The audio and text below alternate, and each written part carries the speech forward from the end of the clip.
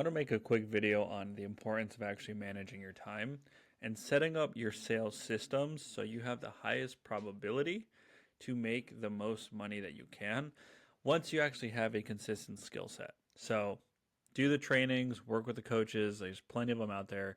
But once you have a certain level of skill, managing your time, and being able to bring those ideas to the offers that you're working on is going to set you up for the most success and really allow you to put your closing skills to the test. Okay. So in this video, just to give you a little context, I recently onboarded with two offers. One has a ton of lead flow, one not so much. I have a lot of trips coming up. I have a very expensive lifestyle, so I jumped in. And that's, I think, one of the beauties of building up your network when you are investing in different coaching programs and you're putting your wins there and you're connecting with other top level guys, is that you're able to find an offer pretty quickly. I was really stoked. I picked up both offers within 2 days of sending out a text to a few people. One of them, I got the interview the next day and started the day after on my first few calls, made my first sale that day. So let me show you guys a little bit about so this is like my schedule. This is my second full week on the new offer I'm on. This was last week's, so it was a little bit spotty. And so I color code, if I close, if I didn't. So this week we're off to a pretty good week. Now, what I noticed, so after week one, I was like, okay, if I'm going to be selling for two offers, one, I try and stack my calls for my one offer from 8 a.m. to about 11 a.m. because they don't have a lot of lead flow. And then the other offer, it's from about 11 a.m. to 6, 7, occasionally 8. And so what I noticed really quickly on that offer is that a lot of these calls prospects were just not, they were not qualified well enough. And not just financially, but a lot of them were young kids because this was like a biz op offer. So a lot of people under 21, thinking that this is like their outlet to change, which it could be, but they just weren't we just couldn't sell them. And so that was one of the hurdles. And the second thing I noticed is there's people that hadn't gone through enough of our content. And so what I did was I went through the conversations of our setters and I gave them feedback. Okay, that's my end of day report. Where was I? And so what that allowed us to do is we saw that there was enough momentum to book calls, but there were still people that didn't know enough about the influencer or didn't know enough about what we actually offered. So we put together a pre-call video for our setter to send out. And our setter is actually doing something bad. So, or I guess he's a triager. So what he does is we now have a document where he is now calling and triaging all of our leads.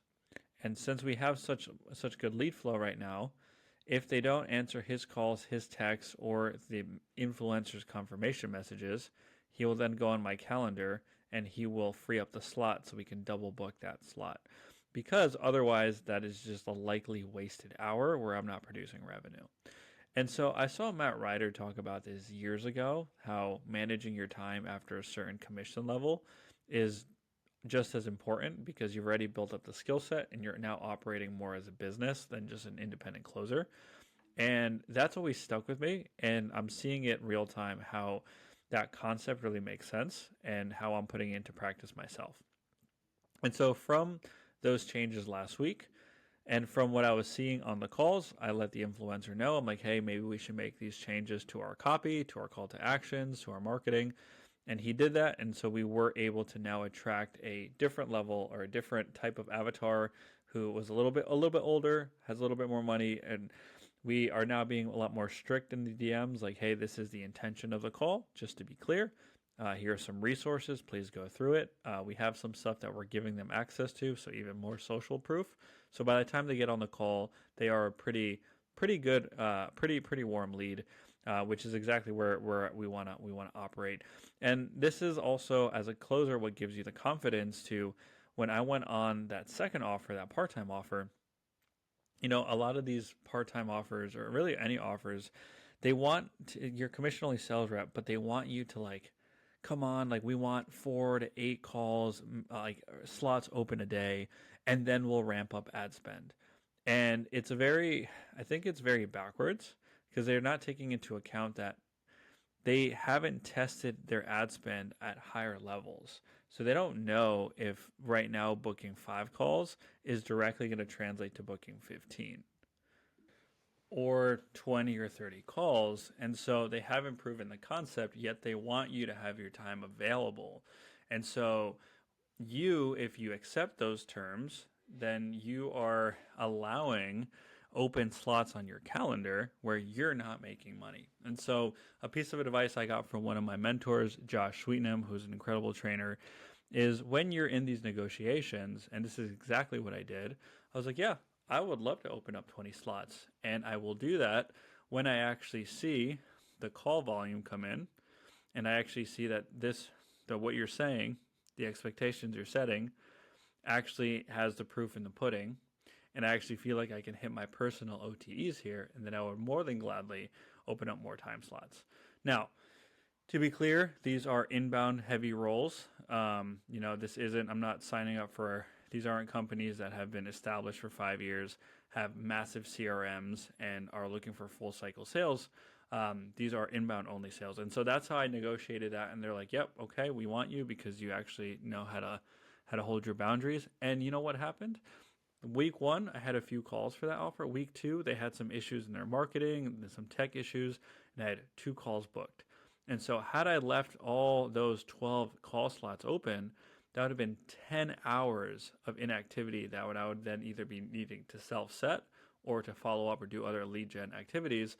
So, by immediately seeing that on Sunday, I opened up those time slots for my other offer to be able to book me until they figured it out. So I didn't have any open space. And so it's been a big learning thing for me, like managing multiple offers and managing my time. But what I've learned most is really doing what you can to help your offer set up the systems that are going to set you up for success. And so that's how today I had 4 sales out of 7 live calls. A couple of these were downsells, but still overall very happy with the performance. And now this week is going to be great data that I can then take to the manager and say, hey, this is what I'm seeing. This is how we can improve. This is how we can continue to keep our team lean without needing to have too many closers fighting over the same call volume when next week we don't know if it's going to continue at this pace or not. So really doing what we can to refine our current system before we brought in the team, and that way we're all getting nice fat commission checks. So hope that helps with some context, and see you guys in the next one. Cheers.